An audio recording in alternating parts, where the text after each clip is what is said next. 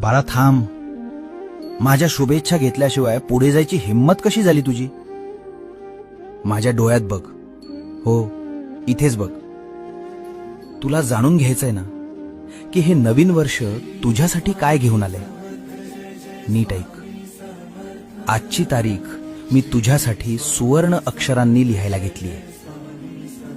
या नवीन वर्षाच्या 365 दिवसांच्या प्रत्येक पानावर मी तुझ्यासाठी फक्त आणि फक्त विजय लिहिलाय. ज्यांनी तुला मागच्या वर्षात रडवलं त्यांना या वर्षात तुझ्या यशानं उत्तर द्यायचंय.